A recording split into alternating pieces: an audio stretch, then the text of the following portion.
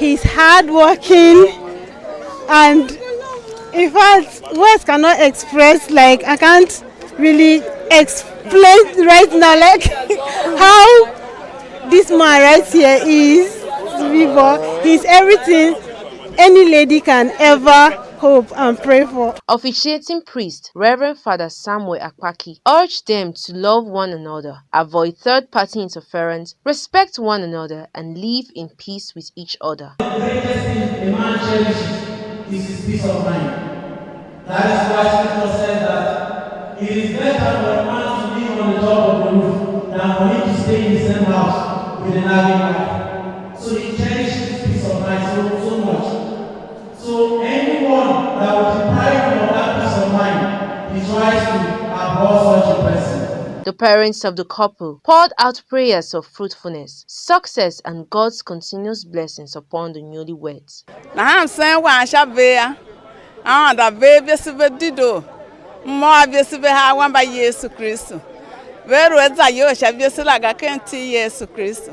She's resourceful, she's hardworking, she's kind-hearted, very simple, and very cheerful. No matter how bad things are, even when she's crying, she's laughing.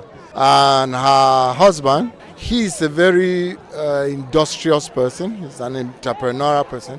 He's kind-hearted, shrewd, but kind-hearted. I wish him the very best as he takes the bold step to get married today.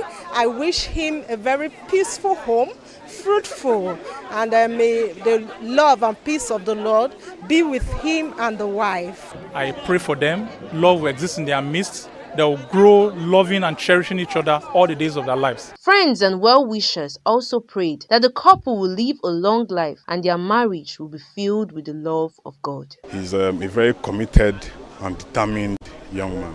Prayers for them is to have a very peaceful home, a very loving home. Today I'm just so happy, she's finally married. Like, do you know the joy of getting married? Do you know the joy of seeing somebody you've been with for 20 years as a friend getting married? It's just something to be thankful for. The ceremony was filled with friends and family members who came to celebrate the union. Dorcas Chia, Benue Television News, Makudi.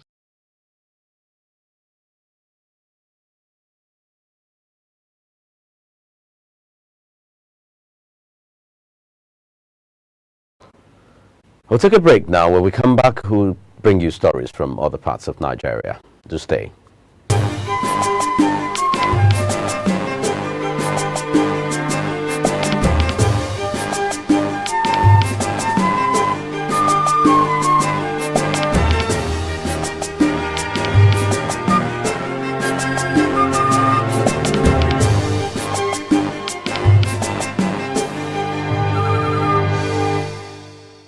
Welcome. You're still watching Benue Television News at 9. And now for stories from other parts of Nigeria. President Bola Tinubu has approved the immediate suspension and investigation of the coordinator, National Social Investment Program Agency NSIPA, Halima Shehu, over alleged financial malfeasance pending the conclusion of the investigation. The National N-Power Program Manager, Akindele Bualu, and has been asked to head the agency. Her suspension is coming about 3 months after the confirmation of her appointment by the Senate. Before Halima's appointment, she worked as the national coordinator of the Conditional Cash Transfer Program. She also served with the Federal Ministry of Humanitarian Affairs, Disaster Management and Social Development between 2017 and 2022. The Federal Ministry of Education has announced the suspension of accreditation of degree certificates from Benin Republic and Togo.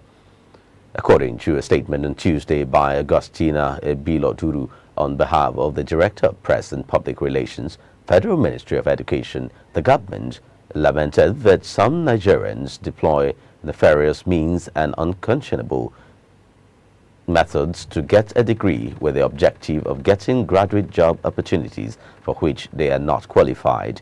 According to the government, the suspension persists pending the outcome of an investigation involving the Ministries of Foreign Affairs and Education of Nigeria.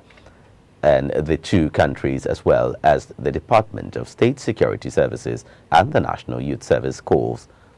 The ministry urged the general public to support its effort, show understanding, and provide useful information that will assist its committee in finding lasting solutions that will prevent future occurrence. A Minister of Interior, Olubunmi Tunjojo, has berated officers of the Nigerian Immigration Service (NIS) for always asking people, especially married women, to come to the headquarters in Abuja to effect a change of name on their passports. Speaking at a dinner with members of the Asiwaju Bola Ahmed Tinubu AT Media Center and some social media influencers in Abuja, Tunjojo said there is nowhere in the world where women are subjected to such inhuman practice on account of marriage. He queried whether immigration personnel in Abuja have more than one head as opposed to those in the various passport offices across the federation. He said passport issue remains the least of his worries, adding that he wants more secure borders for the country. The minister stated that from March 2024, the new passport reforms he is putting in place will ensure contactless biometrics enrollment in order to allow Nigerians do their enrollments from their comfort zones. He called on Nigerians to keep faith with the Tinubu administration. The federal government has approved an extension of the deadline for the 2024 Hajj registration by intending pilgrims. Assistant Director of Public Affairs, National Hajj Commission of Nigeria, NACOM, Fatima Usara, disclosed this in a statement in Abuja on Tuesday. She said the extension was in response to concerns raised by religious clerics, state pilgrims welfare boards, agencies, commissions, governors and other stakeholders regarding closure of 2024 Hajj registration. She noted that the new date is January 31, providing an additional opportunity for individuals to participate in the sacred pilgrimage. Usara said NACOM was confident that with the support of sister agencies, before expiration of a new deadline, the Commission would have determined the total cost of the 2024 Hajj.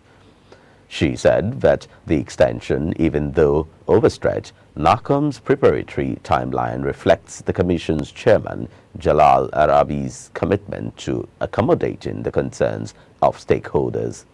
Usara said the chairman prayed all Hajj handlers would utilize this opportunity for success of the 2024 Hajj operations. We'll take a break now. When we come back, news on the international scene is up next.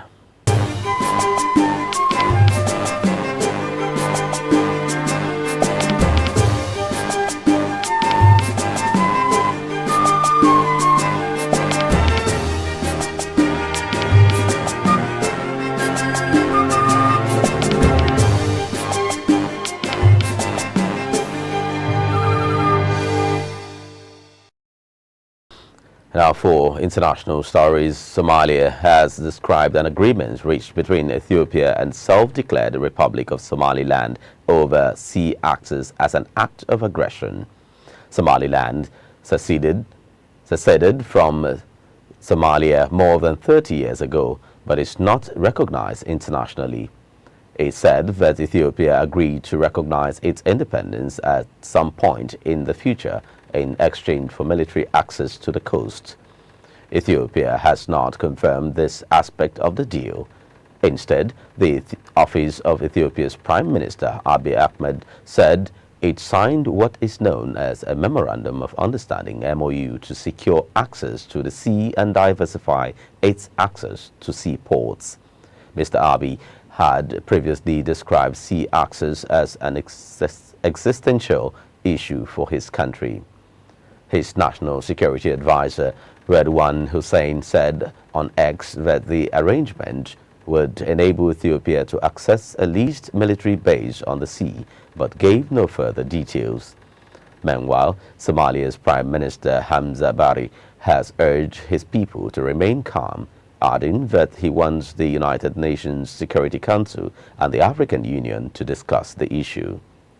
Somaliland's foreign ministry said in a statement that the agreement he describes as historic ensures Ethiopia's access to the sea for their naval forces, reciprocated by formal recognition of the Republic of Somaliland, marking this as a significant diplomatic milestone. Russian missiles have hit Ukraine's biggest cities, leaving at least 5 dead and dozens hurt after Vladimir Putin vowed to intensify attacks.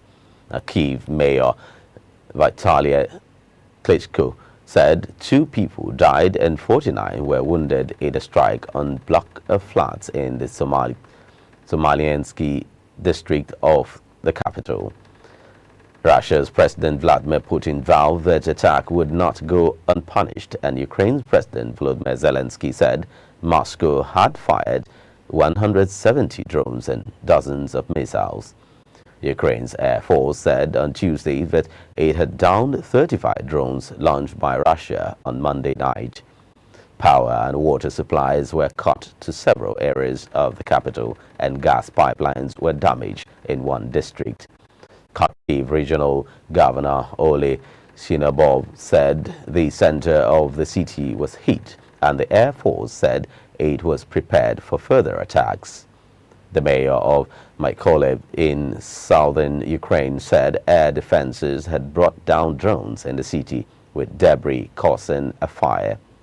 In a separate development, Russian installed officials in the occupied city of Donetsk said 4 people were killed and 13 wounded by Ukrainian shelling. And finally, Israel has launched attacks on positions in Syria and Lebanon as part of its ongoing campaign against opposing militaries and armed forces in the Middle East. The Israeli military in a post on X said its fighter jets struck Hezbollah infrastructure in Lebanon, adding that it would continue to operate against any threat to Israel's sovereignty. Israel's military has been engaged in cross-border fighting with Hezbollah and has launched repeated air raids on Syria since its war on Gaza began on October 7, raising fears of the conflict spilling over into the wider region. The latest attacks, which occurred between Monday and Tuesday, marked a spike in tensions between Israel and neighbors it has said have links to Iran. The Israeli military said parts of the southern Lebanese city of Yoran also came under fire after Hezbollah announced it had fired on Israeli units near the northern Israeli village of Sarit. Recall that in December 2023, an Israeli air raid outside Damascus killed a senior advisor in Iran's Revolutionary Guard Corps IRGC, Razi Mousavi, responsible for coordinating the military alliance between Syria and Iran. Well, that's our package for this morning. Top stories just before we go. Governor Hyacinth Elia has called on the people of Plateau, Nasarawa, Benue and Niger states to unite in the fight against terrorism. The federal government has suspended accreditation of degree certificates from Benin Republic and Togo. We also told you on the international scene that Somalia has condemned the agreement between Ethiopia and Somaliland over sea access. Many thanks for being there. My name is Jude Alaki. We'll bring you news in other languages shortly. Do stay.